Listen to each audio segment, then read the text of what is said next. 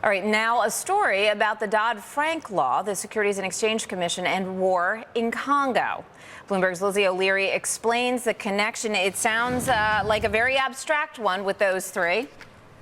It does. And look, we're talking about conflict minerals here. They didn't necessarily lead to the financial crisis. You'd say not at all. But every law sometimes gets a few add-ons. And here's how this happened.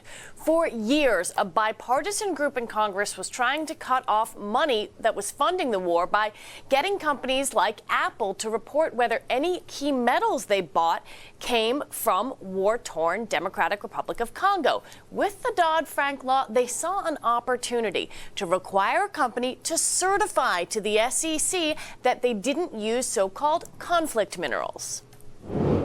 We tried and tried and tried, and along came this, and here we were putting rules and regulations in for the SEC. So we said, here's another rule and regulation for the SEC.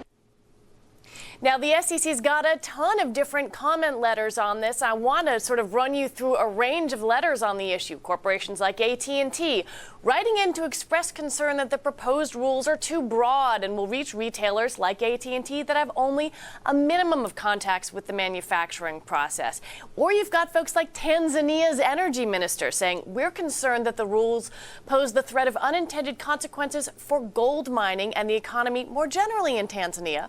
Or California high school student, whose name I like, Lizzie Gates, saying please strengthen the restrictions so that conflict minerals are not used by any electronics companies.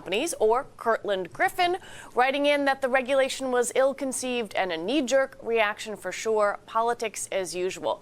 Now, Jim McDermott told me that Steve Jobs was initially opposed to the regulation, but then did an about-face. Honda as a corporation still opposed, and a consortium of electronics companies is pushing to slow down the regulations or to give companies a little more latitude in their reporting here. If you can't attest that a mineral did or did not come from the conflict zone, then companies are just going to have to say, well, we can't buy our minerals from Africa or that area of the world at all. Now, right now, the SEC is taking in hordes of comments on the issue, like they are with many of the regulations for the Dodd-Frank law. We're about a year out from passage, and all of these hundreds of regulations are going into effect soon, Lisa. Well, Lizzie, the SEC has a lot on its plate, certainly. Thanks for highlighting this one. Interesting relationship there.